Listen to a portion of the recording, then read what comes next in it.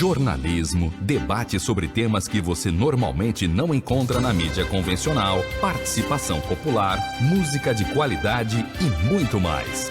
Web Rádio Censura Livre, a voz da classe trabalhadora. Olá, ouvintes! Estamos no ar, sou Almir César Filho e começa agora o programa Economia é Fácil. Comigo aqui no estúdio, daqui a pouco falando com vocês, Gelta Xavier e Pedro Rosa. Vamos ao tema da semana. O presidente Jair Bolsonaro, em seu último ano de seu mandato e que tenta a reeleição em outubro, enfrenta greve no Banco Central, INSS e Ministério do Trabalho e fortes mobilizações nos demais segmentos dos servidores federais do Poder Executivo, como nas universidades e institutos federais. As categorias pedem reajuste de salário depois de 5 anos congelados em patamar maior do que os 5% proposto pelo governo, apesar de anunciado, até o momento não implementado. Os servidores das universidades federais, entre elas a Universidade Federal Fluminense, a UF, enfrentam ainda outro problema. Bolsonaro sancionou um orçamento de 2022 para essas instituições 12% menor do que aquele reservado às instituições no primeiro ano de seu governo. No entanto, com a retomada das aulas presenciais, a redução de recursos para manutenção e principalmente para apoio aos estudantes mais pobres, justamente no momento que as universidades precisam de mais recursos para assegurar as condições mínimas de atendimento, cumprindo protocolos sanitários, faz muita falta esses recursos e ameaça o seu funcionamento. Servidores federais em greve contra Bolsonaro e as condições de atendimento na volta presencial são os temas desta edição do programa.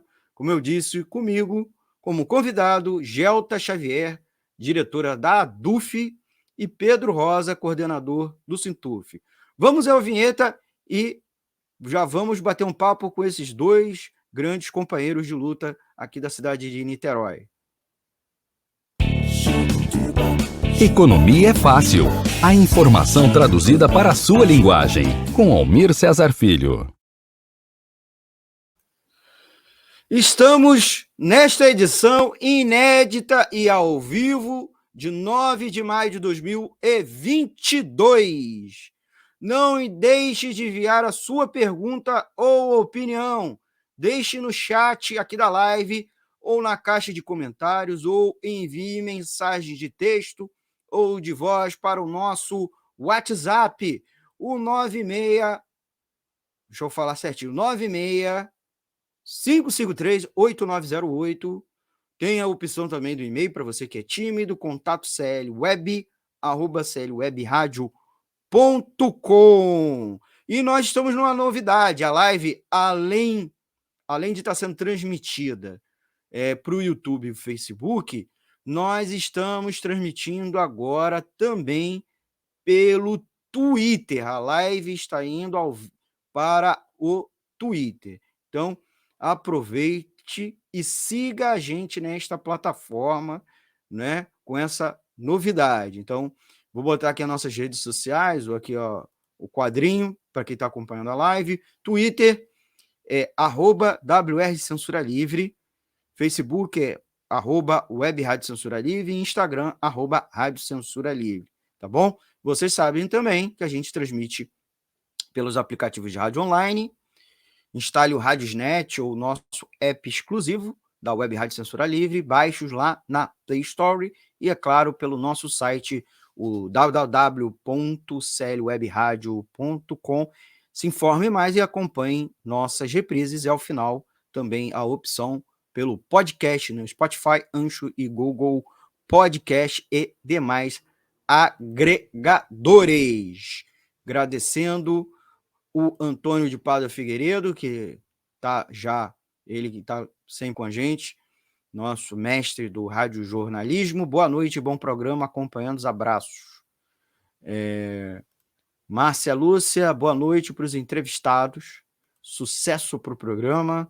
Matheus, boa noite, colegas. E vamos lá, conversando direto com nossos amigos que estão aqui no estúdio, agradecendo a eles. A Gelta Xavier, vocês já conhecem, já esteve aqui em outros momentos, colaboradora aqui da emissora, coordenadora da DUF, professora de educação desta universidade. Ela é coordenadora da seção sindical, né, do Sindicato Nacional dos professores, né, dos docentes de educação superior. Gelta, boa noite, muito obrigado por estar aqui conosco. Dê sua saudação aos nossos amigos e amigas ouvintes. Boa noite, uma alegria estar aqui, né, com o Pedro, que é sempre o companheirão dos atos, né? Antes das 7 da manhã, está o Pedro na frente do Antônio Pedro, em outras situações, nos sábados, nos domingos, à noite, né? São figuras frequentes, né? Alessandra, Bernarda, Graça, né? Heloísa, Abreu. Bom, é um prazer, eu agradeço o convite, Almir, e vamos fazer uma discussão boa hoje sobre o serviço público. Pedro, obrigado por estar aqui com a gente. Pedro Rosa, técnico administrativo da UF, coordenador do Sindicato dos Trabalhadores em Educação da UF. Obrigado por ter aqui mais uma vez. Dê a sua saudação aos nossos ouvintes. Boa noite, Almir. Boa noite, Gelta. Gelta já dispensa os comentários. Também uma parceira do dia a dia. Almir, já é a segunda vez que eu estou vindo aqui. De fato, eu tive um outro momento de entrevista aqui sim. Com outros camaradas. É sempre bom, obviamente, contribuir para a imprensa alternativa nesse país, que, obviamente, as grandes empresas burguesas acabam utilizando-se a sua livre possibilidade, o poder que tem de entrar em milhares de lares e tentar repassar as ideologias, seja do governo, seja de uma falsa alternativa, mas, no geral, se contrapondo à importância do serviço público. Então, quando a gente consegue aí ter uma alternativa e poder colocar o nosso ponto de vista, é sempre importante. Então, vou aqui contribuir com o debate e nas lutas do dia a dia. É isso. Muito bom, agradecer o Pedro. O Pedro já teve em outros programas nossos, já tivemos com depoimentos com ele, mas é primeira vez aqui no Economia é Fácil, primeira de várias, hein? Já está convidado para tratar outros temas aqui no nosso programa. Pedro e Gelta, nós convidamos vocês porque vocês sabem, vocês estão em campanha salarial, eu mesmo também estou em campanha, sou servidor público federal, vocês, os amigos que nos acompanham da rádio sabem disso, nós estamos em campanha salarial, inclusive unificada, dois grandes espaços, que é o FONASEF e o FONACAT, que são fóruns que reúnem as entidades de servidores públicos federais, e as notícias, as notícias de greve estão pipocando, como eu falei, tem greve do INSS, nós temos aí o Banco Central, inclusive a greve do Banco Central, que curiosamente, né, vem sendo bem forte, né, inclusive colocou em risco o funcionamento do PIX, suspendeu a publicação do boletim Focus, né, e outras pesquisas. Está tendo a greve do INSS, inclusive com os profissionais, com o resultado da fila, né, de pedidos, né, sendo formado, porque o governo é intransigente, não está sentando com as categorias para dialogar. Então, tem essas notícias, mas também tem as notícias da conjuntura nacional, né? Hoje tivemos a notícia que o Bolsonaro será o primeiro presidente desde o Real a terminar mandato com um salário mínimo valendo menos do que quando entrou, né? O Bolsonaro, o salário mínimo está valendo menos 1,8%, né? Todos os outros presidentes de FHC, até mesmo Temer, nós tivemos ganhos reais no salário mínimo. Então, acumula-se notícias muito negativas para a população, especialmente na economia. Nós tivemos aí hoje também novo reajuste do óleo diesel, inflação a maior em 27 anos. Para os servidores públicos federais e o serviço público em geral, especialmente o federal, como vem sendo o governo Bolsonaro? na opinião de vocês? Em destaque para as áreas de educação, ciência e cultura, áreas que as universidades federais exercem ou têm interface. Começa com quem? Começa com Gelta. Vamos lá, dando prerrogativa para ela. Não é exatamente surpresa, né? 2018 nós tínhamos esse quadro já anunciado, nós sabíamos o que enfrentaríamos, né? Uma luta bastante intensa para garantir o serviço público de qualidade, a universidade pública funcionando, e, claro, intensificaram-se as situações, né, de perda, os ataques frequentes, não só dizendo que a universidade é uma balbúrdia, desqualificando-nos todo o tempo, né, chamando-nos de parasitas, dizendo que tem uma bomba, né, para colocar no nosso bolso. Isso tem sido a fala frequente, né, do governo Bolsonaro. E a intensificação se dá na medida em que as perdas, os desempregos, a miséria estão evidentes, né? Na terça-feira eu passava para deixar uma pessoa amiga aqui em Niterói, na praia, e ali na calçada da Álvares de Azevedo com a praia, né, praia de Caraí, pelo menos 8 pessoas acomodadas, não é nem essa palavra, para dormir, 8 da noite. Tem um cartão postal de Niterói, não é? Não é só a referência a IDH, mas principalmente as perdas, né? E as denúncias que nós temos feito como servidores da saúde, servidores da educação, aí considerando os servidores do município, do estado, que têm se manifestado, e as possibilidades que nós temos de organização, né? Desde sempre, ao mesmo tempo que os ataques acontecem, nós também tentamos reagir, né? Nós podemos lembrar a existência da Quinesp em 1988, 90, como é que nos constituímos, né, como Coordenação Nacional das Entidades do Serviço Público. Na medida em que o governo Lula entrou, né, em 2003, 2004, as perdas também aconteceram, não foram como essas, mas aconteceram, e a organização nossa, também como Quinesp, na medida em que muitos companheiros, né, se penduraram no governo Lula, né, nos diversos ministérios, a Quinesp foi sendo desativada. E a maneira da gente se organizar para manter a luta, para organizar nossa pauta, né, uniformemente, né, aproximando os pontos, foi formar o FONASEF, o Fórum Nacional dos Serviços Públicos, que tem as limitações na medida em que a gente precisa estar de acordo, haver consenso. O fora Bolsonaro nem sempre foi possível, na medida em que não havia acordo dentro do fórum, né, nas discussões.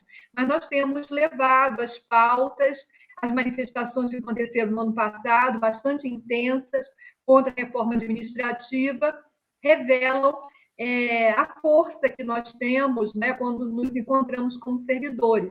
Aqui na UF, a unidade que nós promovemos entre a ADUF, Sintuf, os movimentos estudantis, importa, essa unidade importa, porque nós tentamos aprofundar os debates, observar por onde nós podemos, e nos apresentamos, né, no conjunto como servidores docentes, servidores técnicos. E ainda há um outro grupo que também precisa ser considerado no bloco, né, que são os servidores terceirizados, né, desprezados, com salários atrasados, impedidos de entrar no bandejão, mas, de toda maneira, trabalhadores que sabemos do que significa, né, a luta da classe, né? Bem, a pauta do momento exige um esforço muito maior. Nós temos intensificado também a nossa presença, né, dia 27, na frente, recentemente, né, 27 de abril, na frente do Carlos Tortelli, dias antes, em frente à Câmara de Vereadores, dia 28, o dia todo, dia 1º no aterro. São pautas que nos unem para mostrarmos a nossa cara e dizermos da nossa disposição de luta. Encerro aqui o primeiro momento. Pedro.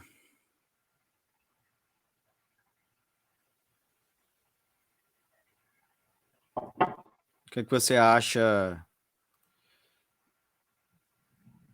O microfone está desligado. Não, eu tinha desligado para não interferir aqui no debate. Não, boa noite, gente. É lógico que a partir da pergunta aí, a partir da própria introdução feita pelo Almir, a gente parte do patamar de uma crise econômica brutal, né, referência ao salário mínimo, aos exemplos reais daí da nossa classe. Deixa eu só tirar aqui da sala, aqui, com criança aqui é mais difícil.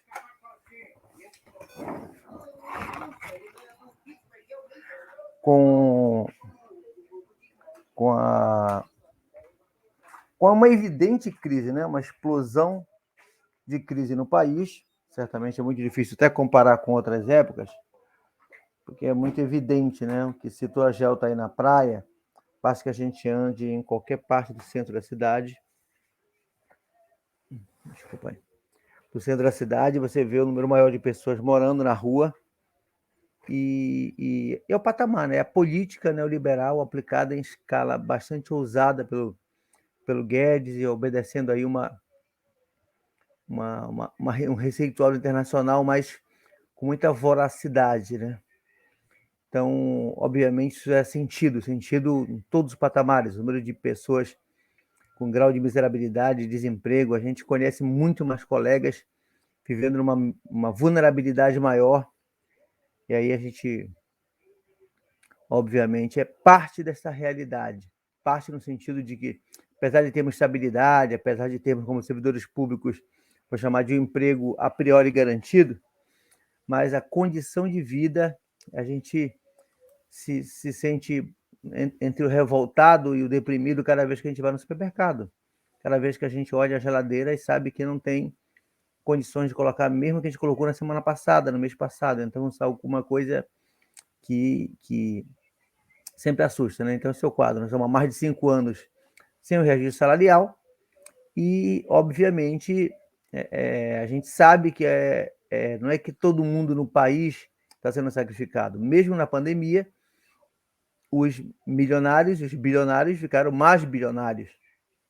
Entrou um número maior de gente na lista dos mega bilionários no país, e não é à toa, né? A chamada política de alimentação da fortuna dos bancos através da dívida pública se manteve altíssimo, quase metade de toda a receita nacional segue para pagar banco.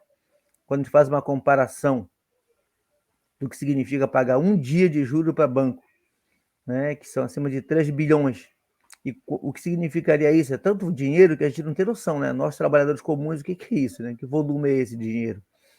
Daí a gente pega o orçamento da Universidade Federal Fluminense, por exemplo, que é a terceira maior universidade do Brasil, o orçamento dela é de 1,8 bilhões.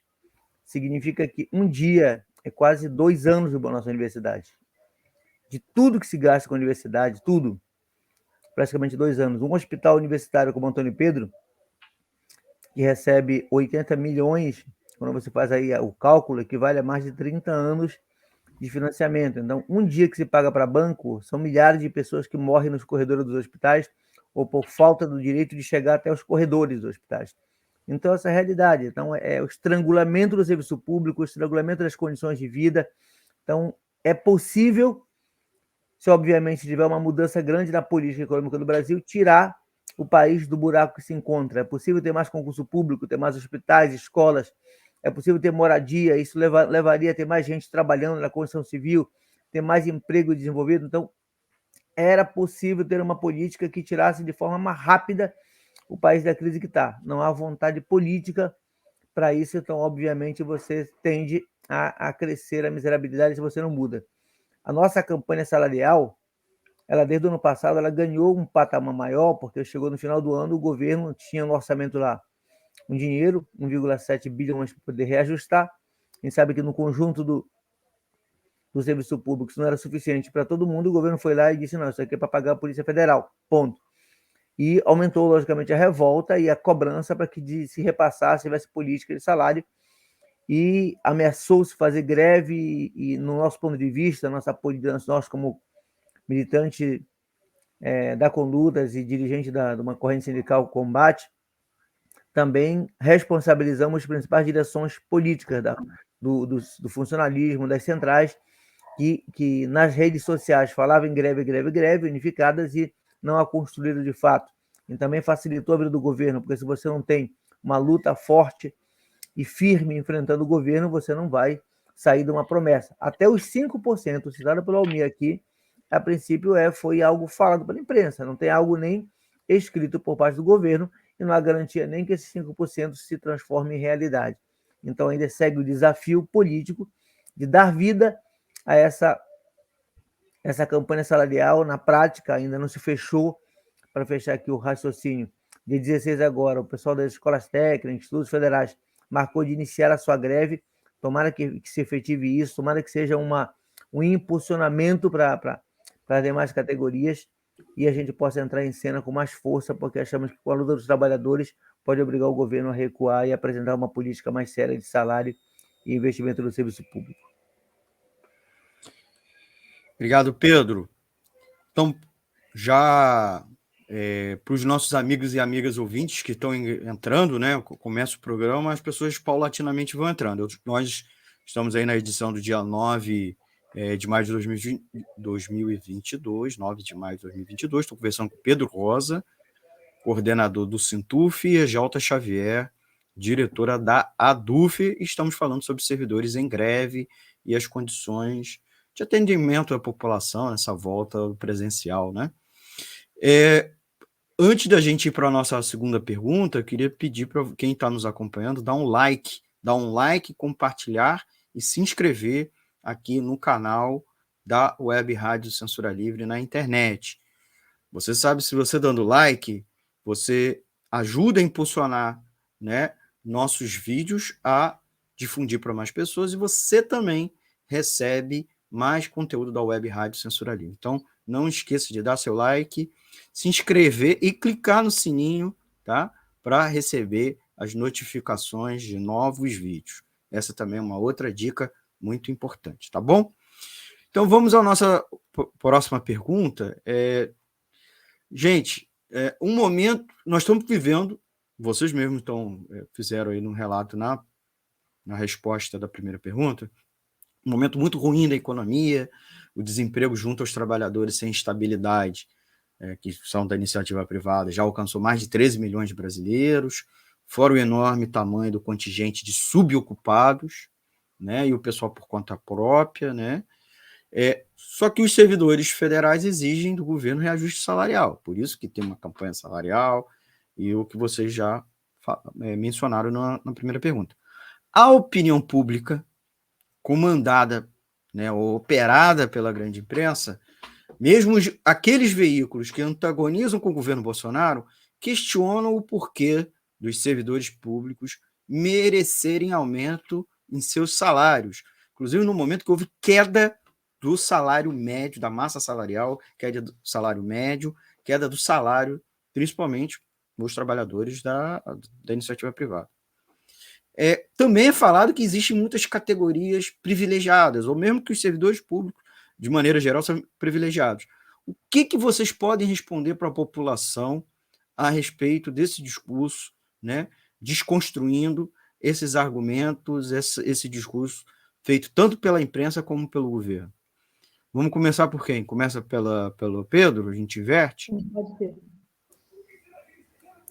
Não, esse problema que envolve a disputa ideológica, né, que é o que a imprensa, de modo geral, utiliza contra nós servidores públicos, é algo que se arrasta ano após ano. Ou seja, já vivemos sempre diante dos governantes que, para tentar passar reformas administrativas, reformas previdenciárias, ajustes salariais, sempre há uma campanha muito forte, né? Os mais militantes, um pouco mais de tempo, a gente foi, na geração do Collor, era visto como os marajás.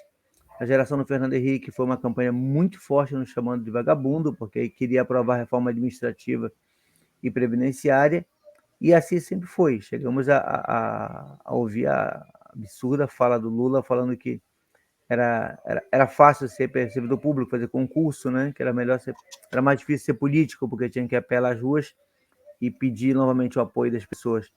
Então, essa é uma característica muito comum. Mas me parece que essa é uma campanha permanente que tem menos eco hoje. Eu diria que os governantes, a grande mídia, quando tentam desqualificar um tipo de categoria em luta ou serviço público, que já teve muito mais eco no passado. Eu digo sem medo de errar. Eu vivi essas campanhas que eu citei aqui como servidor público. Era muito difícil se contrapor à campanha do Fernando Henrique lá atrás. Muito difícil. Você sentia socialmente um peso da pressão social dizendo que você não trabalhava. Era algo fortíssimo. Hoje é muito mais difícil, porque você passa a ter, no meio de uma pandemia de 2 anos, com muito mais fácil falar a defesa do serviço público, da importância da universidade, da Fiocruz, do Butantan. É fácil falar dos médicos, das enfermeiras, as pessoas aplaudiam de pé, sabe que não é suficiente, mas criar um fato político enorme. Havia uma campanha, e há uma campanha, um contraponto aí à grande mídia e aos governantes. Não estou dizendo que já está fácil, é simples, estou dizendo que o eco é muito mais difícil. Hoje é mais difícil, é mais fácil falar o que eu falei agora, uma comparação do que se paga para banco do que paga para um hospital. E quando você diz para qualquer um, olha, só 5 anos sem nenhum reajuste, pô, opa, é meio difícil você falar que eu estou com reajuste salarial. Então, é óbvio que dentro do serviço público, como no setor privado também, mas no serviço público você tem um disparate aí entre algumas categorias. Uma das categorias de carreira de Estado, elas têm historicamente um salário melhor, né? E isso facilitaria o governo. Mas a mídia que sempre tenta desqualificar as nossas lutas, nossas pautas, a grande imprensa, quando tenta ajudar a justificar o governo, se procura se agarrar naqueles salários, né? Nem às vezes nem do segmento. Você pode pegar exemplos isolados, até dentro da nossa própria universidade. Alguns que acumularam, sejam cargos altíssimos, alguns esquemas e que estão com um salário altíssimo, que não tem nada a ver com a média salarial, nada a ver. Né? Hoje o governo é obrigado nas negociações não, nas novas regras, para tentar até nos iludir, você ter no mesmo contra-cheque lá o auxílio alimentação, o reembolso, o transporte, tudo para você fingir que tem um contra-cheque melhor. Quando você pega e verificar o que é só o salário, ele é muito, muito baixo. Muito baixo mesmo. Né? Você pega e gasta o teu salário hoje pagando aluguel plano de saúde, já foi do salário. Então, como eu disse, né? essa disputa ideológica que o movimento sempre vai ter que fazer, a gente faz nossas cartas públicas, tenta falar, sempre que a gente vai ao público falar disso, a gente tem uma aceitação. Eu digo, para que a gente compare ao longo da história, e sermos um pouco mais otimistas nesse aspecto, né? Temos mais elementos para convencer a sociedade de que o governo poderia investir no serviço público do que outrora. Então, nesse aspecto, essa é uma disputa desleal, lógico, entre meu panfleto do sindicato, um fórum no município, e o panfleto, e é o que fala as grandes meios de comunicação com os servidores. E diga-se passagem, ser aqueles que são ligados ao Bolsonaro ou a grande mídia que se opõe ao Bolsonaro, elas conseguem ter a mesma linguagem de se contrapor ao serviço público, defende a reforma administrativa, defende as demissões. Então a gente tem um enorme poderio contra nós servidores públicos e depende. Então o movimento ele tem que permanentemente, com ou sem campanha salarial, ser um intenso defensor do serviço público e tentar envolver a sociedade para que entenda a necessidade e a importância da política salarial e condições de trabalho. Essa é um uma política que tem que ser permanente, independente da campanha salarial. Esse é um desafio enorme nosso, não é sempre que nós temos que fazer, e acho que não tem espaço social maior do que há 15 anos atrás. Obrigado, Pedro. Gelta? Sim. Frente à realidade de desemprego, a dificuldade que enfrentam muitos trabalhadores precarizados, né, informais, nós, servidores públicos, nos destacamos, né, pela estabilidade, ainda que essa estabilidade seja sempre ameaçada, né, a perda da dedicação exclusiva, os cortes para os aposentados, né, há ameaças frequentes. E, assim, a gente também se respalda numa luta, as nossas convicções, nós não abalamos de sermos servidores públicos, de pensarmos que essa luta que nós desenvolvemos tem a ver com os outros grupos sociais, com as outras categorias. Isso também é importante. Até a força que nós manifestamos quando fazemos enfrentamentos, né? A representantes da imprensa mesmo, né? O Magnoli, em alguns momentos a gente também escreve nas ruas mesmo, a gente evidencia que não é verdade o que a imprensa veicula. E essa conquista dessa condição, né, de nos sabermos servidores, tem a ver com uma longa história também, né? A minha geração, eu sou professora, né? Teve dificuldade de se entender trabalhadora, né? Houve um momento, compondo-nos, né, como Central Única dos Trabalhadores, a CUT, nós afirmarmos que nós éramos trabalhadores era difícil. Não, eu sou professora, né? Houve um material, um artigo que entre nós professores circulou, tinha esse título: Operários e Educadores se identificam. Que rumos tomará a educação brasileira? Foi um artigo que é bastante debatido, principalmente na medida em que nós nos chamávamos para atuar como classe, né? E atuar como classe também observando as condições de acesso ao trabalho, que para a minha geração, por exemplo, foi mais fácil, né? Não havia piso salarial, mas o lugarzinho, né? O lugarzinho para a professora estava garantido. Eu digo, né? Eu poderia não casar, eu poderia não entrar na universidade, mas trabalhar eu sabia, né? Que aos 17 anos, por exemplo, sem haver terminado o ensino normal, o curso normal, eu já tinha carteira assinada, né? Então, assim, são condições que meus filhos não tiveram, né? Eles ingressaram, né, na vida pública também, mas por outras vias, né? Concurso, sim, mas com muito mais dificuldade. E meus estudantes, né, os estudantes que eu tenho nesse momento, os estudantes que passaram por mim recentemente, evidenciam as dificuldades, né? Hoje mesmo, professora, quarta-feira eu não virei a aula, porque vai haver uma feira em São Gonçalo, e eu faço empadão e vendo na feira.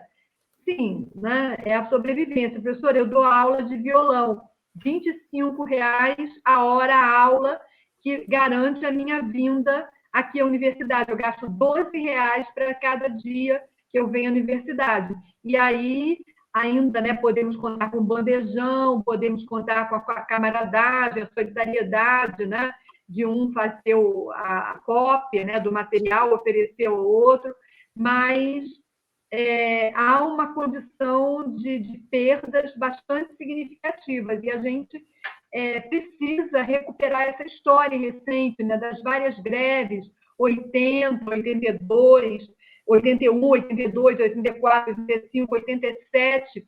87, eu lembro que foi uma greve grandiosa para garantir o plano de carreira nossa, né, o PUCRIS, e estivemos nas ruas, e aí estivemos nas ruas como servidores públicos.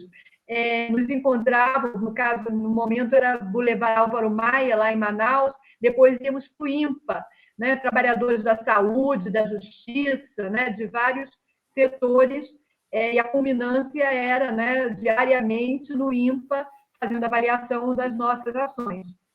Passei. Outra questão. Muito bem, Gelta, muito obrigado. Estamos aí conversando com o Pedro Rosa e com a Gelta Xavier, 2 servidores da Universidade Federal Fluminense, um representando segmentos administrativos, outros docentes, trabalhadores da UF, em educação da UF. Vamos ao intervalo para anúncios e campanhas da rádio e a gente já volta.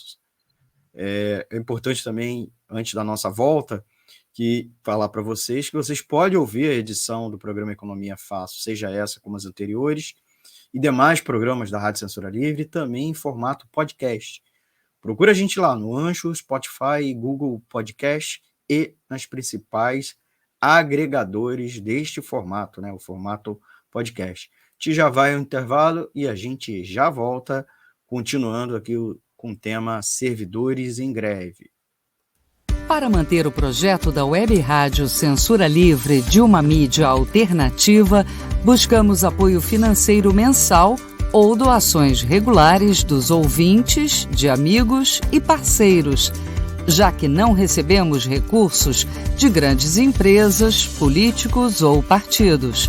Seja um apoiador regular e ouça o agradecimento no ar durante as edições dos nossos programas. Sua ajuda é muito importante para nós. Enviamos prestação de contas mensal aos nossos apoiadores. Temos uma vaquinha virtual permanente. Anote o endereço virtual apoia.se/CLWebRádio. apoia.se/CLWebRádio. Saiba mais sobre a emissora no WhatsApp 21 96553 8908. Web Rádio Censura Livre, a voz da classe trabalhadora. Acompanhe a programação da Web Rádio Censura Livre no site www.clwebradio.com, no aplicativo exclusivo para ouvir rádio no celular, tablet e Smart TV.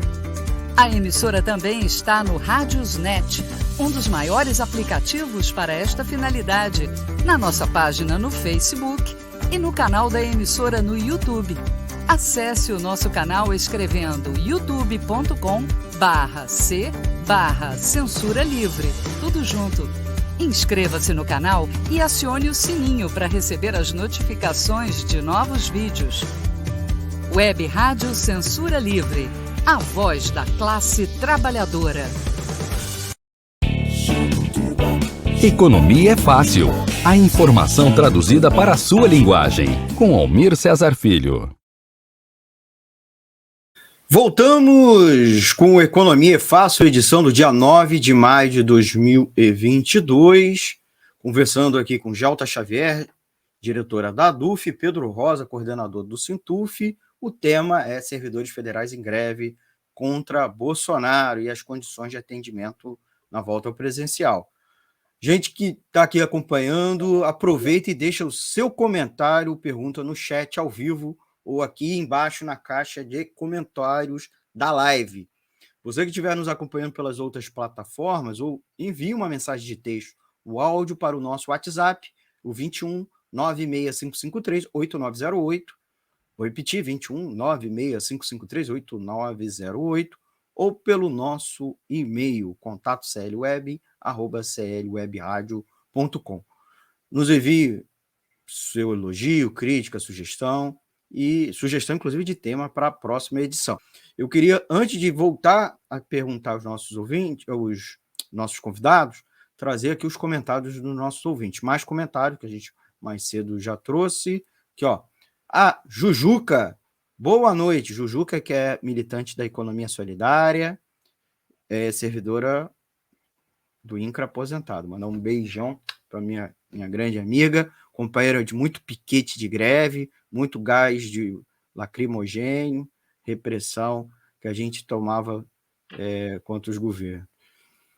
E também comentário do Carlos Augusto Machado, boa noite, Almir, Gelta e Pedro, bom debate sobre um tema importante. A Bernarda Taliana Ferreira Gomes, boa noite.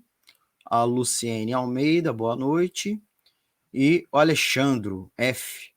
A pandemia mostrou que os servidores públicos que seguraram a onda, enquanto os patrões do setor privado só enriqueceu às custas da morte de muita gente.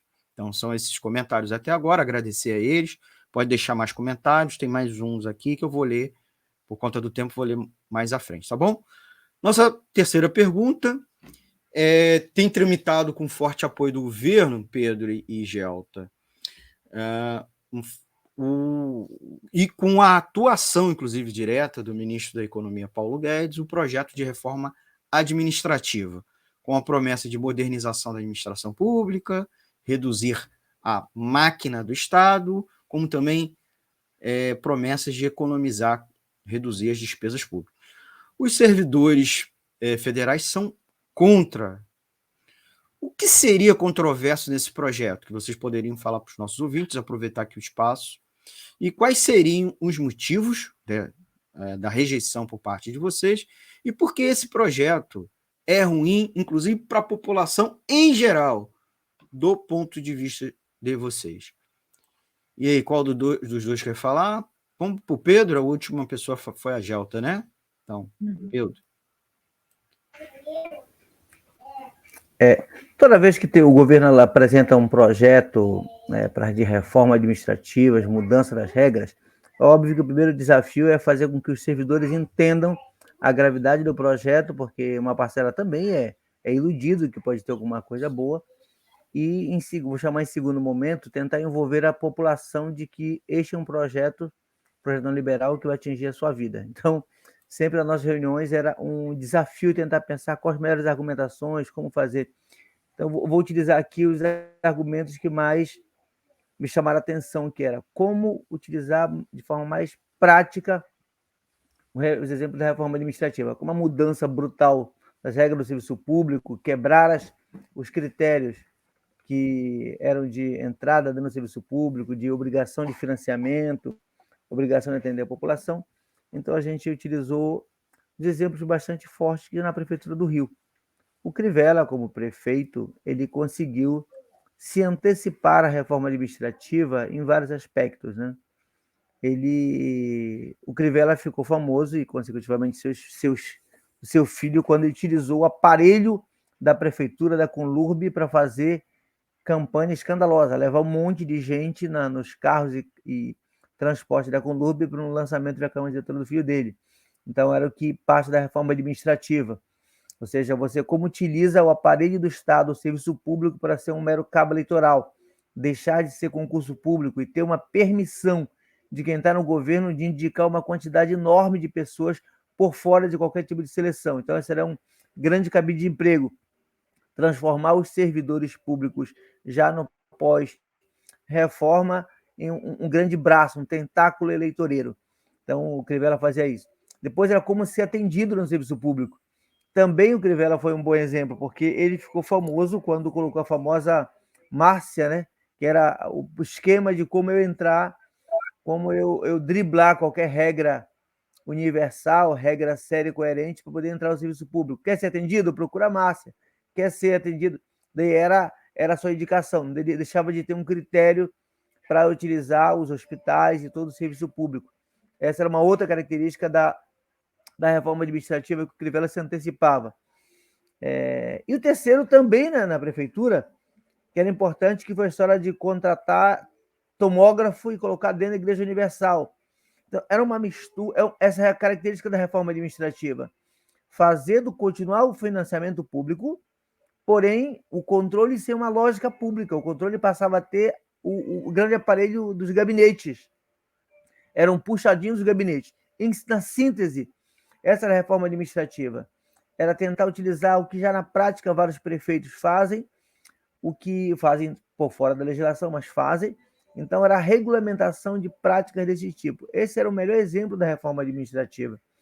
E que trazia algo bastante maléfico para os servidores públicos, que seria importante ser entendido pela sociedade, que era a permissão das demissões, né? Porque dizia o seguinte, né? Você poderia definir que os cargos extintos eram desnecessários. Mas quem definiu o que é cargo extinto? O governo.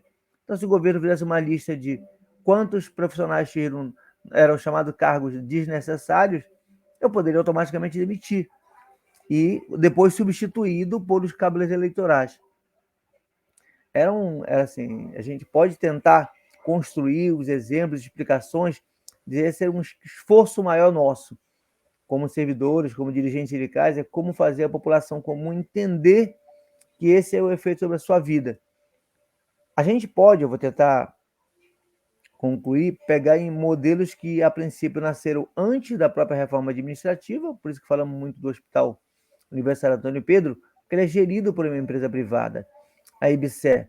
E quando você coloca a concepção privada dentro do serviço público para gerir, você tem uma consequência. A consequência dessa filosofia de um novo serviço público dito modernizado, que essa era a argumentação, é uma queda bruta do número de leitos para atender, uma sobrecarga de trabalho, os funcionários não suportando mais ficar trabalhando porque não aguentam uma sobrecarga, violação de direito.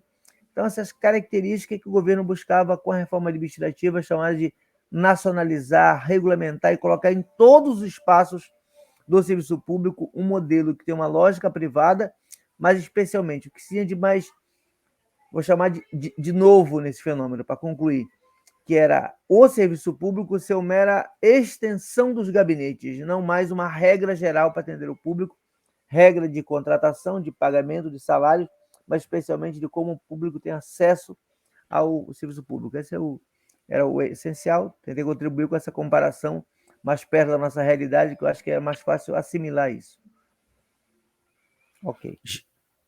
Obrigado, Pedro. Pedro Rosa, do Sintuf. Gelta, qual é a sua opinião sobre a reforma administrativa? O que é que você pode explicar aí à população? Por que os servidores federais são contra? Pois é, ainda está em pauta, não saiu de cena ainda a reforma administrativa. No ano passado, foi muito mais intensa essa disputa, né? No âmbito do Congresso, Arthur Lira, houve momento em que foram anunciadas votações do texto da proposta e nós tivemos receio de passar. Uma ação efetiva de nossa parte, junto aos deputados, frequentando os gabinetes, completando, que não pode completar no Congresso, mas nós levávamos materiais e entregávamos nos gabinetes. De repente, visitar o gabinete do Osmar Terra nem era a nossa atividade mais agradável, mas a importância de fazer o convencimento, né? As palavras de ordem. Se votar, não vai voltar. Nós gritávamos bastante vezes, e ali na frente do Congresso, né, em frente ao anexo 3, o anexo 4, na frente do Senado também, né, com manifestações, com carros de som, nós conseguíamos passar o recado. Em alguma medida, a mídia cobria, né, muito timidamente, mas o importante era esse corpo a corpo, ali entre nós, né, as diversas categorias, as falas, né, e aí as centrais sindicais, algumas até, né, colocando gente paga para fazer número lá com bandeiras, né, infelizmente acontece, mas a mobilização na frente do Ministério da Economia e também localmente, né, nós conseguimos trabalhar essa ideia, né, na fila do Antônio Pedro, antes das 7 da manhã, né, levamos muito panfleto, muitas vezes,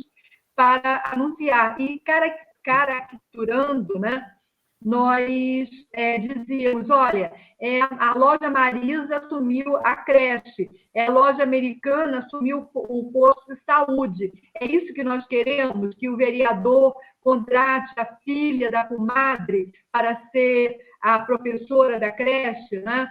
E a nossa luta é muito maior. No dia 28 houve assembleia do CEP, nós participamos, depois de termos passado pelo Antônio Pedro, e em algumas camisas, né, distribuídas ali, vinha o recado, né? Queremos a bidocência. O que é a bidocência? São duas professoras qualificadas, né, tendo passado por ensino médio pela universidade, capazes de atender uma classe com 20 crianças e, ao mesmo tempo, que conduzem o processo educativo também estejam disponíveis, por exemplo, para trocar a fralda da criança de 3 anos. Ninguém é melhor porque fez uma graduação ou deixou de fazer, mas está ali integralmente, né, e reconhecida, né, tendo passado pelos bancos escolares e sendo, né, remunerada, é isso que nós desejamos, né, à altura. Bem, a reforma administrativa abre mão dessa condição, né, entra qualquer um, né? Se eu sei fazer um curativo, eu entro como enfermeira, né?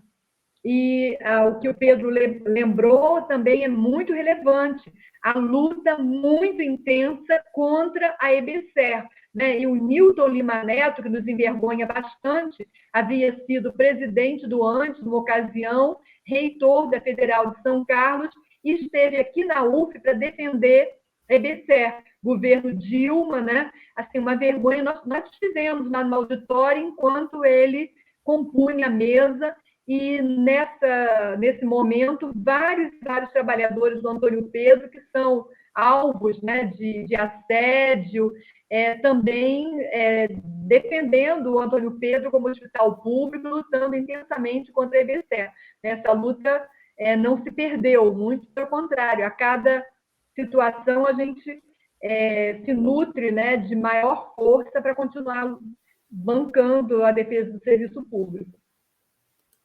Muito bem, agradecendo mais uma vez a Gelta, convidando aí os nossos amigos e amigas ouvintes que estão nos acompanhando ao vivo a dar o like, né? O sistema só está me mostrando aqui que o Antônio de Pádua Figueiredo deu o like, não esqueça, vou apertar o botão curtir, gostei, tá?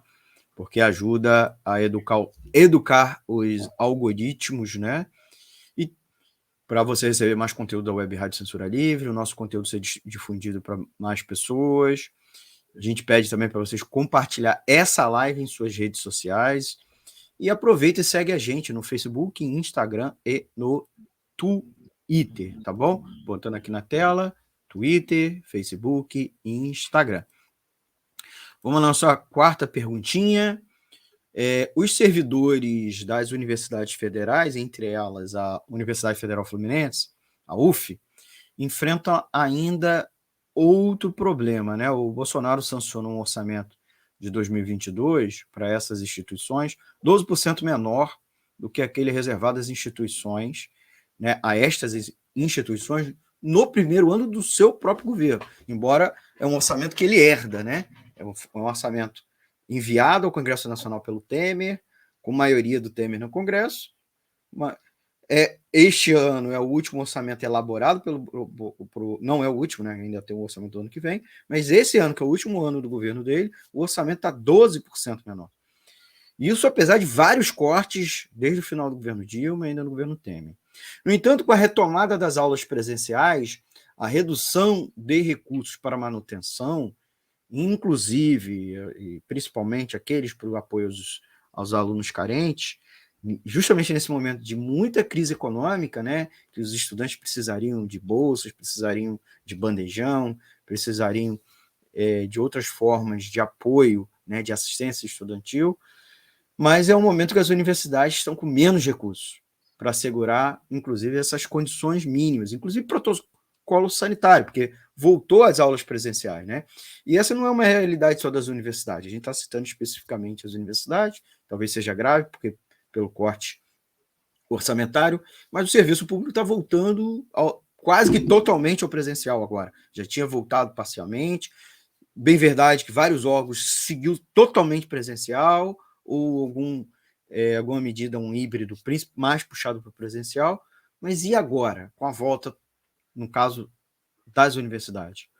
Quais vêm sendo as maiores dificuldades nesta volta ao presencial que vocês percebem, né, e o sindicato de vocês, o Sintuf e a ADUF, em razão dos cortes de verba.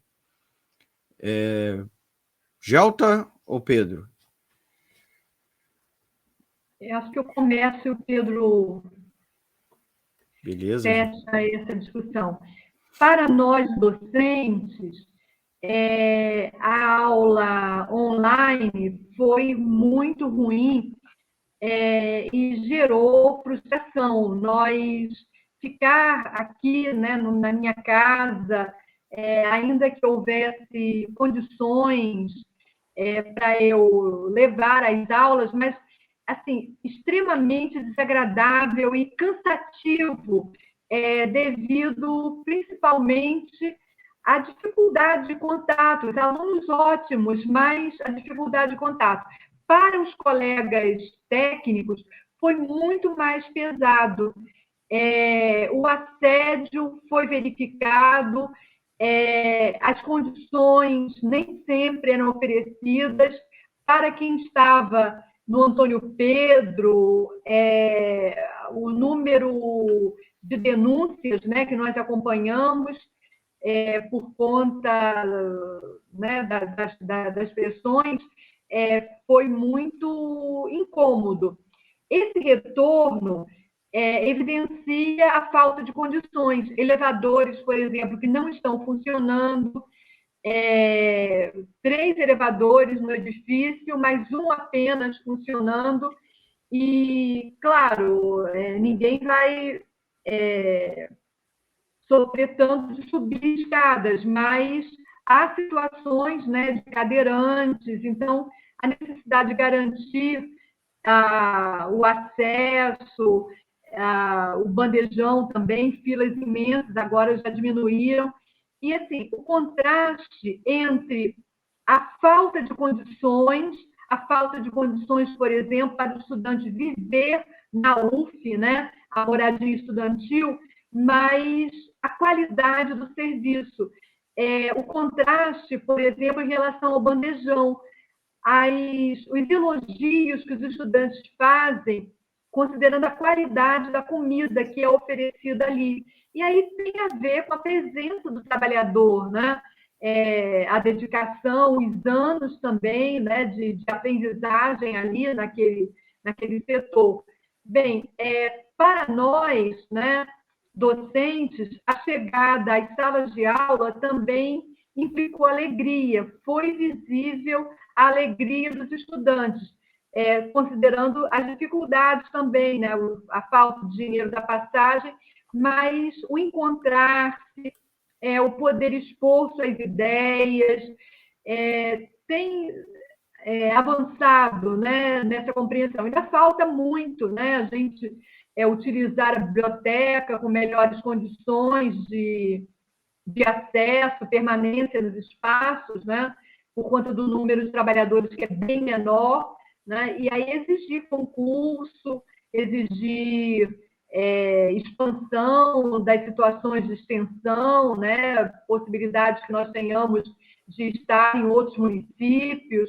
Bem, é isso, né? De fato, os cortes significam muito, né, contra o serviço público, mas também a perseverança, né, que os servidores, a qualidade do serviço público que a gente é capaz de oferecer, informa, né, o que está dado no momento. Obrigado, Gelta. Pedro, qual é a sua opinião, Pedro? Eu acho que é importante alertar para uma coisa. Desde o dia 28 de março, foi baixada uma norma do reitor da UF. É um período que, se no Brasil todo, várias universidades, a orientação era retoma a vida presencial. Só que em várias delas, inclusive aqui, foi retoma mais ou menos, que era criar dispositivos dentro da norma que permitia continuar trabalho remoto. A princípio falava de 20% das aulas pode continuar remoto até 50%. Quando você hoje olha, vive na universidade, ainda tem uma quantidade muito grande de gente fazendo trabalho virtual, muitas aulas ainda virtuais, e que se mistura duas coisas. Uma parte já se acomodou nisso e nós temos que encarar porque é sério a precarização da qualidade em aulas remotas. Segundo, há uma pressão real por parte, especialmente dos estudantes agoniados, dizendo eu não vou conseguir voltar porque tem que pagar moradia, tem que ter aluguel, transporte, alimentação. Então, passou 2 anos aí longe de casa, mesmo precariamente, aliás, longe de casa não, longe da universidade, mesmo precariamente tentando terminar seu estudo. Então, essa é uma realidade. E as normas que o reitor baixou, apesar de alguns fazendo discurso de que estava preocupado ainda com uma transição da crise sanitária, nós sabemos que é uma mentira. Aqui existe um problema de precariedade da crise financeira. A universidade, o reitor, véspera de uma eleição, não tem coragem de assumir isso, que é uma discussão de crise econômica e de corte de verbas, mas a Associação Nacional de Reitores, inclusive, soltou uma nota dizendo que, com a quantidade de verbas que foi liberados pelo governo, ou foi cortada pelo governo, a tendência é que a universidade não conseguiria nem se manter no patamar que estava há 2 anos atrás. Nem isso. Então, ia precisar retomar e crescer muito mais de investimento. Então, sabia que seria uma bomba relógio. Então, foram criando os artifícios de poder continuar remoto aqui e ali, porque sabe que ia gastar menos energia, mas... E há uma consequência. Apesar de menos pessoas na universidade, você abre um bandejão principal no Gravatá, por exemplo, 11 horas a fila já está gigante. Deu reitor. O reitor inventou uma reforma, já quando estava voltando às aulas no bandejão da reitoria, e está fechado até hoje. Fizeram uma reforma também no bandejão do hospital, ficou só metade dele funcionando, só atende agora residente e estudante lá, ponto. Proibiu terceirizado, proibiu gente do quadro, e é algo que está nítido que é um problema financeiro, né? Porque não teria muita explicação fazer isso. Os terceirizados proibiram comer, dizendo, olha, vocês não podem porque vocês têm no contrato de vocês auxílio alimentação. Mudaram o contrato de quem trabalhava dentro do bandejão, dizendo, vocês não vão ter no contrato auxílio alimentação porque vocês vão comer dentro do bandejão. Quem está fora não come no bandejão porque tem o auxílio alimentação. Então, foi uma enrolada de desculpas, mas que já é nítido, já se começa a perceber que se não tiver uma luta forte, que nós chamamos de uma retomada de lutas nacionais, e aí cabe aí o Andes, a Fazubra, o Sinasef, a própria Uni, construir essa agenda nacional de lutas, refazer o que nós chamamos de novo tsunami de educação, para que possa colocar na parede e dizer, opa, ou se devolve as verbas, ou se a universidade não vai funcionar. Então, mesmo tendo 2 anos sem um funcionamento presencial, que todo mundo está com a saudade de fazer voltar, hoje precisava ter uma injeção financeira suficiente para que as pessoas tivessem condições da volta. Mas é melhor estar nela, com os problemas que tem, para que melhor discutirmos frente a frente e ver como a gente enfrenta o problema e consegue enfrentar o governo e conseguir ter dinheiro de volta. É um quadro. A Gelta deu o exemplo dos elevadores. A gente não foi capaz ainda, como Sinduf, a DUF, fazer um mapeamento mais científico da gravidade dos problemas. Porque está faltando aqui o que ali. Mas a gente vai, na retomada, descobrindo as coisas. A história dos elevadores é todo dia uma notícia. Né? Se eu for sair de um prédio para o outro, eu tinha que ir andando para o quinto andar. Não me sinto nem obeso, nem cadeirante, e não gosto de andar 5 andares. É muito e é difícil mesmo. E os 2 prédios que eu ia não tinha elevador. Assim, já Instituto de Química não tem elevador. Eu tinha passado de letras, não tinha elevador. Eu não tem condições. Então, só a história da manutenção de elevadores já era uma expressão. Estava deixando gente, logicamente, sem condições de assistir sua aula, porque não podia subir de escada, não tinha condições físicas para isso. Então, é um exemplo mais objetivos que a gente está aí tentando mapear para mostrar o quanto já está sendo muito afetada. Então, os reitores, dirigentes não podem ignorar que esse retorno presencial, com um grau de corte de verbas, vai fazer que a universidade simplesmente se arraste e não vai conseguir terminar o seu ano. Então, a gente encara isso, a necessidade de fazer uma forte luta, retomada das lutas nas ruas de forma unitária, exigindo verba, ou vai ser um falso retorno, vai ser algo mais precário do que já estava, e já está sendo. Hoje, a gente vai fingindo que está normal porque tem trabalho remoto, vai aqui e ali, vai dando jeitinho, mas isso não serve para uma educação de qualidade. Então, temos que encarar de frente a discussão e a luta para a gente poder reerguer a universidade dos patamares que são necessários. Obrigado, Pedro. Nós estamos conversando com o Pedro Rosa, coordenador do Sintuf, e Gelta Xavier, diretora da ADUF. Nós vamos ao nosso segundo e último intervalo para começar nosso terceiro bloco. Vocês estão ouvindo aqui o programa Economia é Fácil pela Web Rádio Censura Livre, edição de dia 9 de maio. Não esqueça de dar o seu like, tá bom? E se inscrever aqui no canal. Quero mandar um abraço para quem deu like e quem deixou comentário aqui na live, tá bom? Quando a gente voltar do intervalo, vou ler mais comentários e mandar um abraço para quem deixou eles. Queria registrar aqui que o Tony Werneck, com W, Werneck, deixou um like, então mandar um abraço para ele. Então vamos ao nosso intervalo de anúncio e nós já voltamos com o terceiro e último bloco do Economia é Fácil. Já voltamos. Jornalismo, debate sobre temas que você normalmente não encontra na mídia convencional, participação popular, música de qualidade e muito mais. Web Rádio Censura Livre, a voz da classe trabalhadora. Para manter o projeto da Web Rádio Censura Livre de uma mídia alternativa, buscamos apoio financeiro mensal ou doações regulares dos ouvintes, de amigos e parceiros, já que não recebemos recursos de grandes empresas, políticos ou partidos. Seja um apoiador regular e ouça o agradecimento no ar durante as edições dos nossos programas. Sua ajuda é muito importante para nós. Enviamos prestação de contas mensal aos nossos apoiadores. Temos uma vaquinha virtual permanente. Anote o endereço virtual apoia.se/CLWebRádio. apoia.se/CLWebRádio.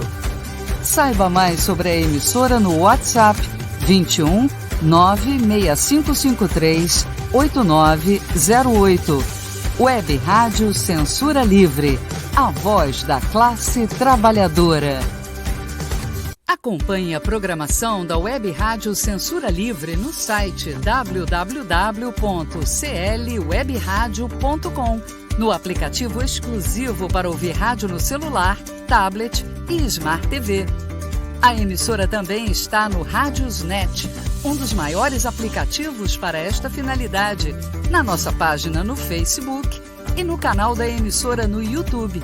Acesse o nosso canal escrevendo youtube.com/c/Censura Livre, tudo junto. Inscreva-se no canal e acione o sininho para receber as notificações de novos vídeos. Web Rádio Censura Livre, a voz da classe trabalhadora.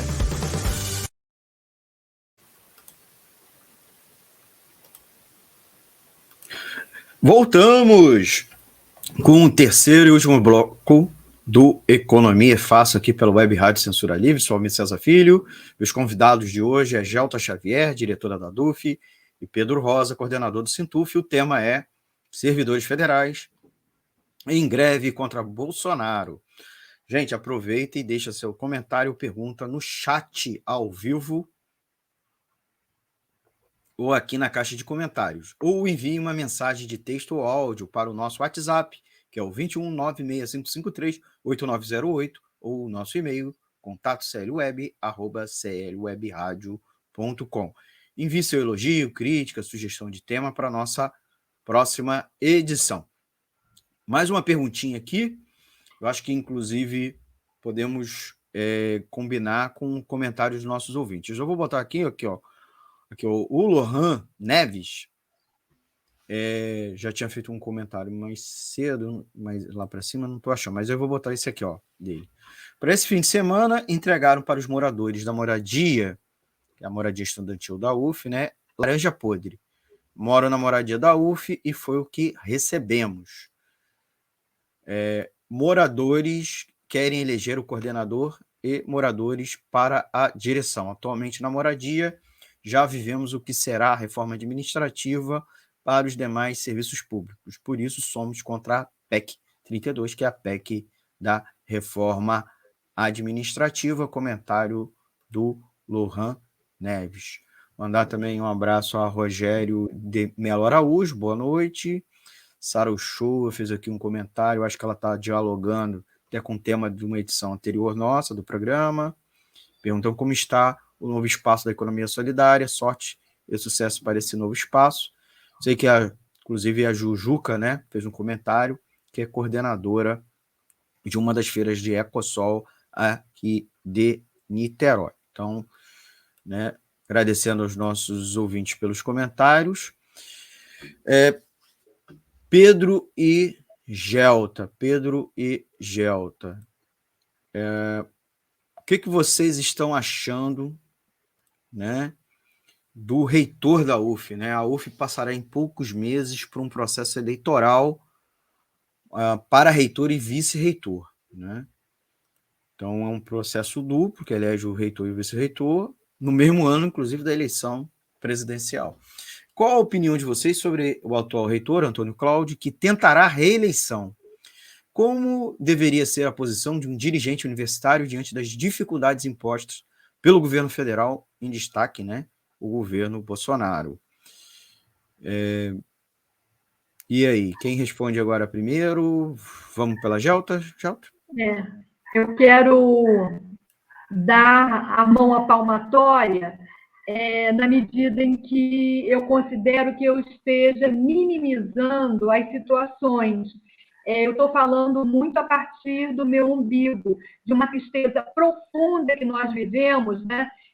A morte, né, pelo espancamento do Moise, né, o congolês, aqui em São Gonçalo do Val, e logo na sequência Iago, foram dores profundas. E o retorno, né, presencial, para mim, significou um momento de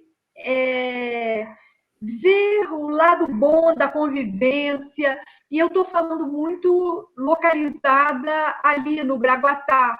Né? E aí, quando as considerações que o Pedro traz, que o Lohan traz, nos expõem, né, a gravidade da situação da UF, mas também do Brasil. Nós atendemos a um número muito, muito pequeno de trabalhadores, filhos de trabalhadores na universidade. É um número mínimo, sabe? A universidade brasileira é pequena demais. E eu acredito que, nesse momento em que a gente debate, né, o que é a UF especificamente, isso tem que ser ressaltado. Administrações anteriores não valorizaram a universidade pública tal como ela precisa existir, né? O clientelismo, né? A oferta de postos ali, né? De atendimento a alguns itens, demandas bem específicas, foi a regra, né? Eu estou aqui na UF como aluna desde 73, né? Vivi um tempo fora e voltei em 89 como professora. Eu nunca tive orgulho de um reitor, sabe? Uma reunião do CUV não me satisfaz, porque são falas sempre emboladas ali no clientelismo, sabe? Pretendendo salvar alguma demanda.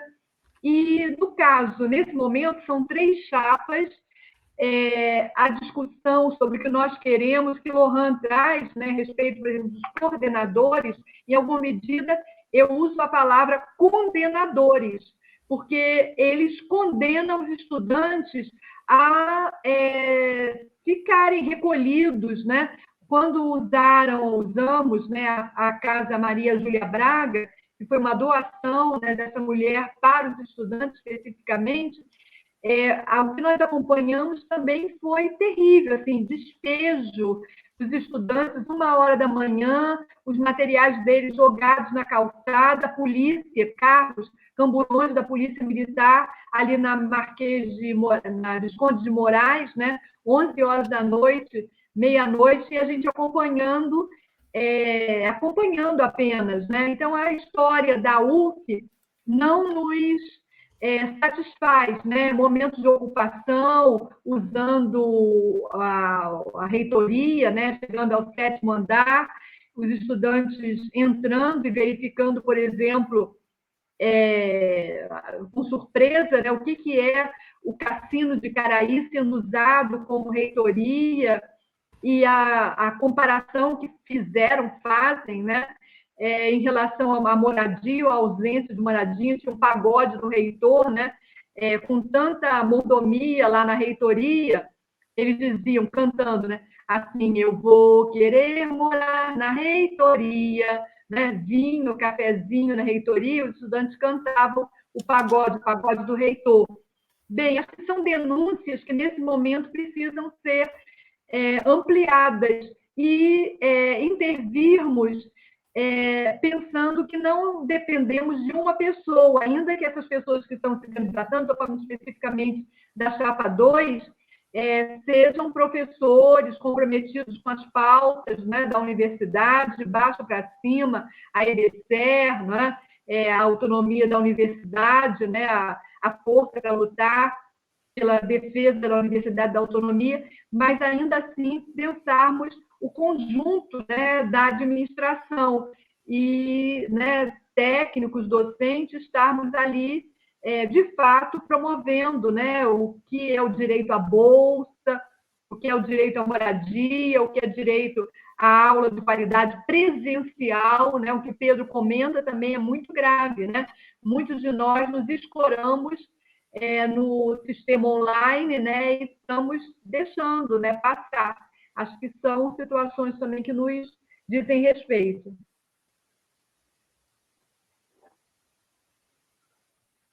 Encerrou, Gelta? Sim, sim. Pedro, mesma questão. O que você acha da gestão do Antônio Cláudio e como deveria ser uma postura de um dirigente universitário diante de tantos ataques, né, contra as universidades públicas? As universidades foram taxadas de espaço de balbúrdia, lugar de maconheiros, né, vários tipos de ataques que elas sofrem da opinião pública e ataques mesmo direto por parte do Ministério da Educação, corte de verbas, etc. Diria o seguinte, gente, apesar de 2 anos de pandemia, distanciamento social, que tenha levado a uma grande dispersão social e política da comunidade universitária, a quantidade de ataques, como foi citado aqui pelo Almir, desse governo, a característica principal do governo anti-ciência, anti-educação, governo que se esforça de meter figuras bizarras à frente do Ministério da Educação, também forçou que quem tem o mínimo de bom senso numa universidade fosse mais politizado, se percebesse a necessidade da defesa da ciência e da educação pública. Então, eu diria que não está mais explosiva e não está mais politizada, inclusive a esquerda, a universidade, porque a pandemia prejudicou nesse aspecto. Mas, para quem lembra, em 2019 ainda vinha aquele debate de o governo autoritário, fascista do Bolsonaro, será que a gente vai poder lutar? Será que a gente vai ser reprimido? Em 2019 já explodiu o tsunami da educação, com milhares de pessoas. O Bolsonaro foi salvo pela pandemia, porque a véspera de um processo de uma greve que iria arrebentar provavelmente com ele, a pandemia levou a uma dispersão por 2 anos. Então, estou falando de um aspecto geral, porque leva ao raciocínio da pergunta, né? Com tantos ataques, tanto corte de verba e ataque à universidade, essa simbologia da balbúrdia, de chamar a professora de vaca gorda, né? Foi uma coisa de outro mundo, né? Mas que veio do governo. Era um papel, tanto que tiveram várias lutas nacionais, vários setores ocuparam as ruas, o tsunami da educação, muitos foram para as ruas. Lembro da pandemia, uma parcela da universidade retomou as ruas. Vários reitores que nunca tiveram nenhuma tradição da esquerda ou de militantes, de chamar as lutas, tiveram coragem de ir a público, chamar a comunidade, denunciar o Futurice, que é o projeto de privatização, e ir para as ruas. Esse foi um fato inédito. O Bolsonaro provocou isso. A gente pode enumerar uma quantidade de reitores, não a maioria, mas uma quantidade de coisa que não tinha nenhum há 10 anos atrás, não faziam isso. O reitor da UF conseguiu estar mais à direita do que o normal da Andifes, né? Ele não conseguiu falar nada sobre o Futurice. E o pior de tudo, em alguns episódios da universidade, quando o que está no meio dessa eleição para reitor também aqui, quando foi organizado na Faculdade de Direito um debate sobre Moro Mendes, daí o MEC mandou proibir, a AGU mandou proibir, o reitor daqui se achou no direito de mandar proibir um debate, algo assim que nega o alicerce básico das universidades, livre pensamento, dos debates, a cátedra, né, é alguma coisa básica. Então, o reitor que só não tem coragem de dizer eu sou bolsonarista, só não tem coragem de ficar tirando fotinha com ele, mas é algo que assimila a política. Então, para nós, servidores, e vários outros ataques, que ele ignorou a autonomia universitária, preferiu utilizar a vontade política do MEC para dizer é para retirar a carga horária dos servidores, tira, é para voltar a cobrar um valor que os aposentados tinham ganho há 15 anos atrás, manda retirar no salário, que estava nítido na lei que tinha espaço pela condição da autonomia universitária, dizer, olha, resolve assim, garante, preserva o direito, se o governo quiser que vá para a justiça para resolver, mas não, fez o inverso. Acelerou a sua opção neoliberal e autoritária de perseguir a gente, de retirar direitos. Não, óbvio que também transforma o sentimento da nossa categoria de ser um voto de rejeição ao reitor. Hoje, a nossa categoria, eu posso dizer que mais de 90% vai votar contra o atual reitor. Nós vamos ter um peso de decisão nessa eleição importante. Então, inclusive, nosso esforço como de sindicato é fazer que as pessoas votem. Há, lógico, entre os candidatos da oposição, eu sou daqueles que apoiam o professor Madeira, a maioria da diretoria do Sintuf também, mas, efetivamente, o que vai primar nessa eleição com relação ao voto na nossa categoria é o voto anti-Antônio Cláudio, porque virou um símbolo do governo federal de perseguir e retirar direitos.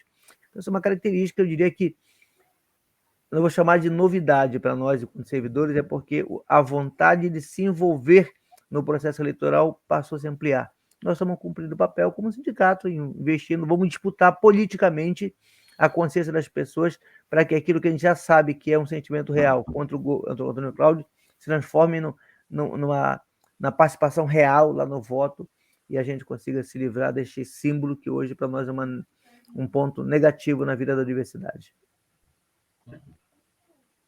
Muito bem, obrigado, Pedro Rosa, do Sintuf, Sindicato dos Trabalhadores da UF. A gente também está conversando aqui hoje com a Gelta Xavier.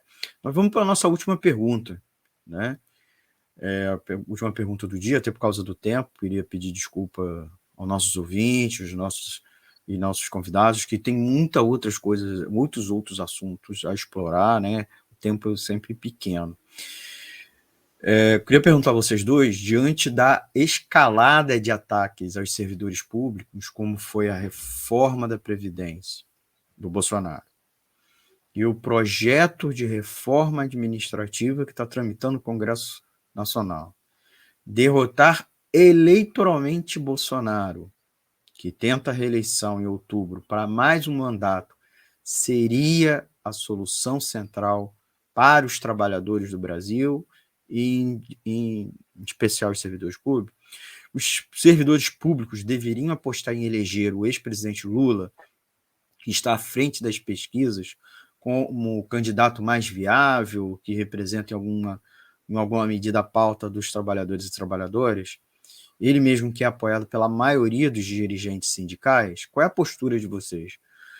E também, Lula e Dilma foram bons para os servidores públicos e o serviço público em seus respectivos mandatos? Quem começa? Pedro? Para a gente inverter? Posso. É lógico que isso é uma pergunta que já levaria a um outro programa, né? É uma pergunta bastante profunda. E já está convidado para uma próxima edição para tratar, inclusive, esse tema. Pode ter certeza que eu venho. Eu acho que tem duas coisas. Acho que como o principal sentimento correto e necessário do servidor público é dizer, não aguento mais o Bolsonaro, quero me livrar dele. Ou seja, que essa crise que está sobre nossas costas, o preço do arroz salarial, é dizer como me livro do Bolsonaro. Me parece óbvio, nas lutas concretas do dia a dia e também no terreno eleitoral. E nós vamos meditar também que faça isso, né? Ou seja, a principal tarefa é derrotar o governo. Essa me parece nítido. A tendência é que o voto dentre os servidores públicos seja massivamente para Lula. Isso é indiscutível, porque o que tá mais palpável em ver a possibilidade da derrota do Bolsonaro. Ou seja, essa é uma característica que tudo indica, pelo que a gente vê nas nossas bolhas, na nossa ida à base, essa é uma característica da categoria que está vendo ele a possibilidade real de se livrar do governo, inclusive tentando fazer comparações com relação ao investimento na universidade ou não, mas especialmente o primeiro é a se livrar do atual governo. Então, para que a gente não sabe em que terreno estamos falando desta, se vai ser uma avalanche em alguns lugares, posso dizer que dentro do serviço público, dentro da universidade, isso vai ser em nível muito elevado. Então, esta é a primeira coisa.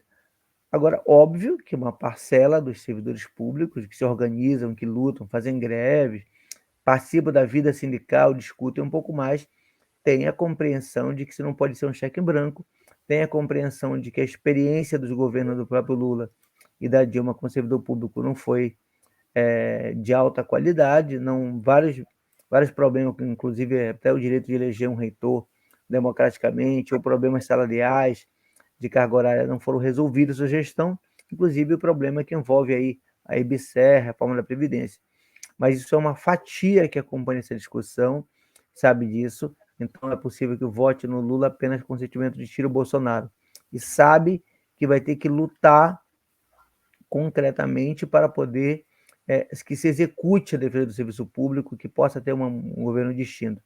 Então, essa vai ser a característica da disputa. Uma parcela vai dizer voto crítico, outra parcela vai votar só para a felicidade de se livrar do Bolsonaro, mas nós vemos que tem um espaço dentro dos servidores públicos que discuta a necessidade de ter um polo alternativo que ajude a dizer essa luta tem que seguir com força, não podemos ser um mero apêndice, não podemos ser o que as centrais sindicais fizeram do governo, que era baixar a cabeça e dizer aceitamos com um cheque em branco para assinar. Acho que esse é um debate a fazer. Acho que se perde a oportunidade, daí a pergunta como ter uma cara entre o que temos que fazer, né? Estamos falando de uma rádio com perfil à esquerda aqui, acho que se perde a oportunidade dos setores já organizados, que sabem que o lulismo não é uma saída para resolver nossos problemas, se perde a oportunidade de ter uma alternativa à esquerda do fenômeno lulista. Esse é um problema, né? O pessoal já decide que vai estar na esteira do lulismo, né? E você tem ainda 3 outras candidaturas do PSTU, do PCB e da UP que reivindicam a esquerda, apresentam um programa melhor, então você vai ter uma pulverização. Eu acho que esse é um grande erro político do setor que reivindica o marxismo e não se esforça para ter uma alternativa única que possa pegar as pessoas que são dentro da universidade, que têm uma compreensão mais crítica, sabe o que significa defender a universidade e que pudesse juntar num só polo. Já seríamos pequenos, já seríamos marginais, mas ainda assim teria uma capacidade, uma voz maior. De forma isolada, fragmentada, vai falar para muito menos pessoas, então facilita a vida do lulismo. Mas me parece que é uma reflexão que é merecedora de um debate mais profundo e, obviamente, vamos ter que encarar esse desafio enorme nos próximos meses, mas é a vida que temos que fazer. Gelton, sua opinião a respeito. Sim. Antes, né, fazer menção às datas de mobilização. Houve reunião do setor das federais, das estaduais, das municipais, nos dias 22 e 23 em Brasília. A partir daí, nós tiramos uma pauta de mobilizações. Sinasef entrando em greve, né, que é uma data importante, dia 16, Assembleia da DUF, agora dia 12, reunião do setor das federais, dia 18, e início da greve, né, que nós queremos construir, dia 23 de maio. É claro que está no cenário e vai depender muito mais da força que nós tenhamos, da mobilização que nós consigamos fazer para garantir essa greve do Serviço Público Federal. Quanto às eleições, eu acredito que nós ainda mantemos um sentimento religioso, sabe? Jesus voltará para me salvar, e aí Lula voltará, sabe? Eu estou colocando no gelo, soneca, modelo soneca, queridas companheiras, né, que estão fazendo a foto, né? Fulano vota em Lula, estou colocando queridas companheiras, a quem eu sempre curto, porque eu acho que não é essa saída. O debate é muito mais para evidenciar a nossa força como trabalhadores, né, em função de uma causa revolucionária, sim. O polo socialista é uma referência. E a questão da eleição, ela acaba nos comprometendo no meio docente, por exemplo. Adiamos a eleição para a diretoria nacional do Andes para 2023, porque muita gente estará girada para a campanha, né, do Lula. E, assim, ao longo desses anos, posso falar tranquilamente, 2020, 2003, 2004,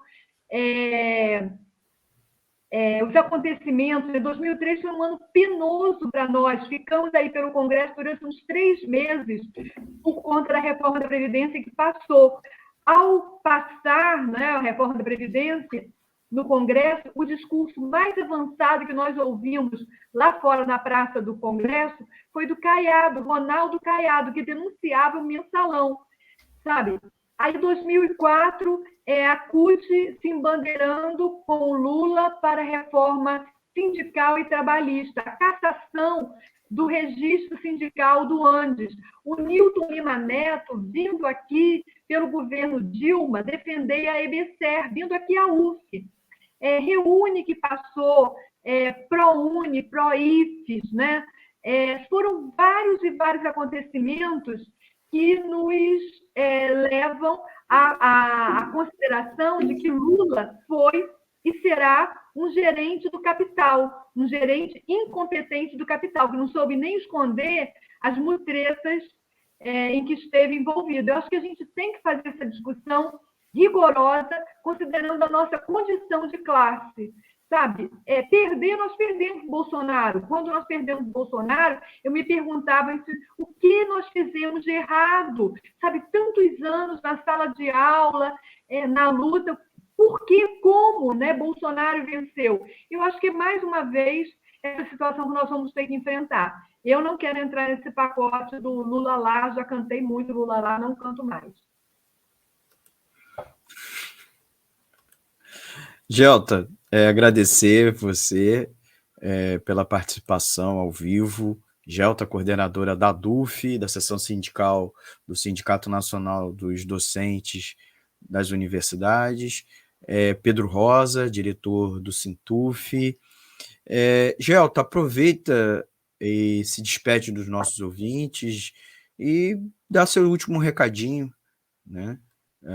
Você já mencionou alguma agenda da campanha salarial? Tem alguma agenda pela frente que você queria trazer aqui para os nossos ouvintes? Não, o imediato é visitar as unidades. Nós vamos a Angra quinta-feira, vamos a Friburgo na terça, as unidades da UF. E, assim, dizer que é muito bom esse debate. Assim, o Pedro, né, a coordenação do Sintuf, é composta de interlocutores, né, com quem a gente tem muita confiança. É o nosso guarda-chuva na hora que a gente vai para Sararibóia, sabe que vai encontrar o carro do Sintuf, os companheiros do Sintuf lá, e vamos atravessar juntos lá e fazer todo o trabalho conjunto. E vamos continuar fazendo, né, defendendo intransigentemente a universidade pública. Obrigada pela presença, obrigada pelo convite. Pedro, obrigado, Gelta, muito obrigado, Gelta, nossa parceira aqui da Web Rádio Censura Livre. Pedro, agradecendo a você, aproveite o espaço para se despedir dos nossos ouvintes e também considerações finais, agenda, que você gostaria de convidar a categoria para as próximas atividades, próximos passos da campanha salarial. A gente fez uma assembleia do Sintuf essa semana agora, passou, na quinta-feira, e dentre as coisas debatidas, a gente tinha por referência no encaminhamento da luta da campanha salarial, é que além do, lógico, da solidariedade, a greve do INSS, que já tem bastante tempo, está isolada nesse aspecto mais global, mas também essa possibilidade do início da greve do pessoal das escolas técnicas, do Sinasef. Como é a mesma categoria que a nossa, tende a impactar se eles conseguirem entrar. Como marcaram para o dia 16, que é a próxima segunda-feira, então nós aprovamos na nossa Assembleia fazer um ato de 16 lá no prédio da reitoria, nos Jardins, às 9 da manhã. O nosso foco, além de reforçar a campanha salarial, são 2 temas internos, mas que têm uma importância na vida dos trabalhadores.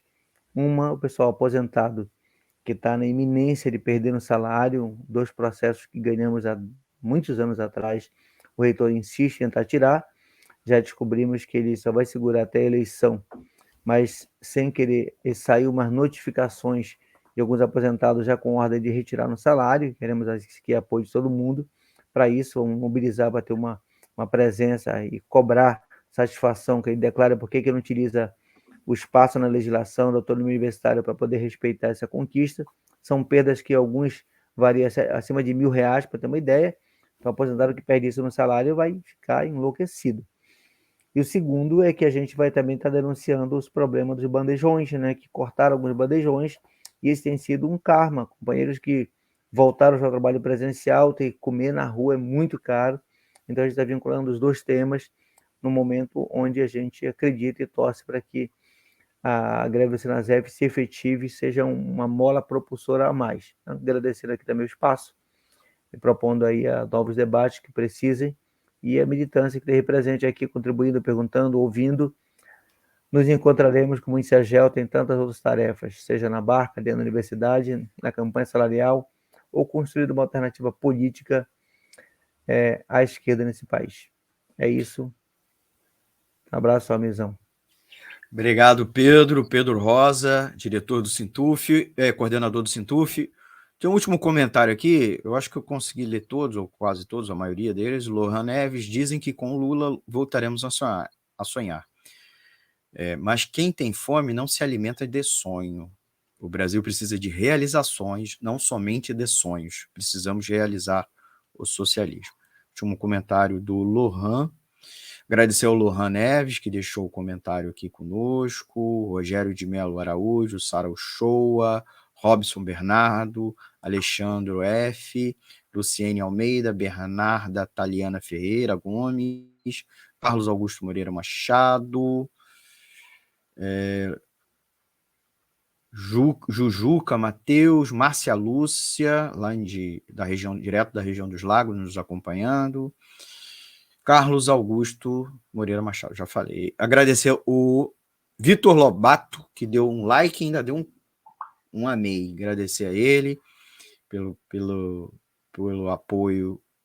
E vocês sabem que vocês dando like, vocês estão nos ajudando, né, a alcançar mais pessoas e também vocês receberem mais conteúdo da Web Rádio Censura Livre e parecido também nas plataformas que a gente transmite a nossa live.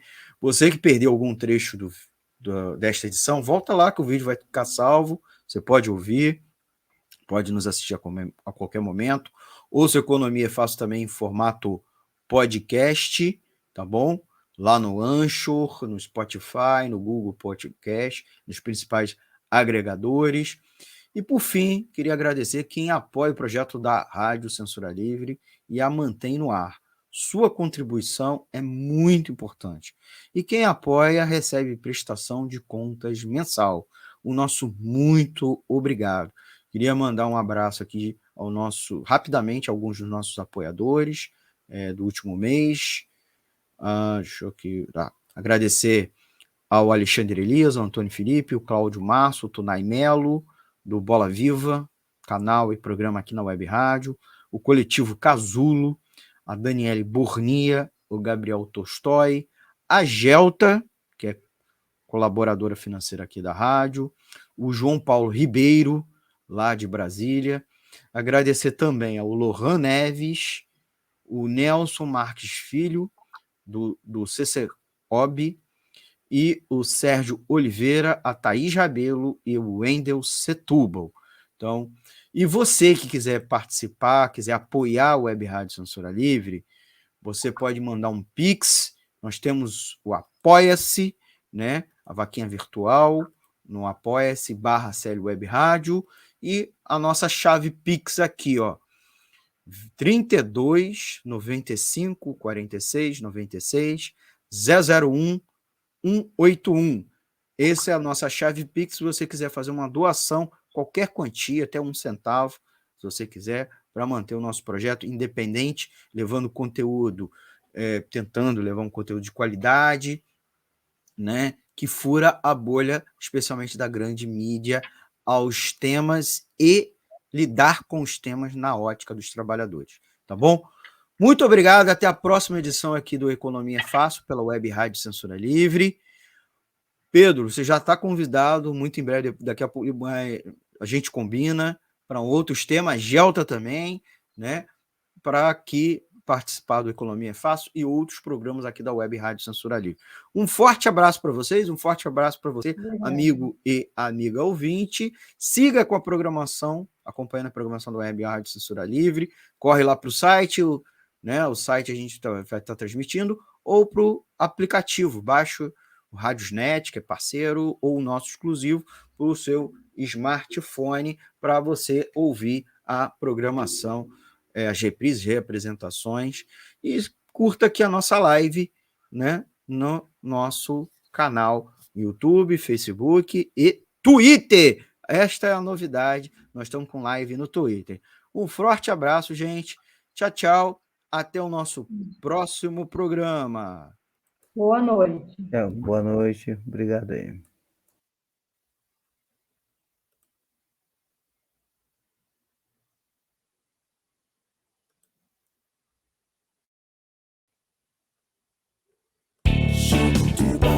Economia é Fácil.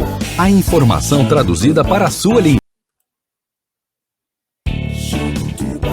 Economia é Fácil. A informação traduzida para a sua linguagem. Com Almir Cesar Filho.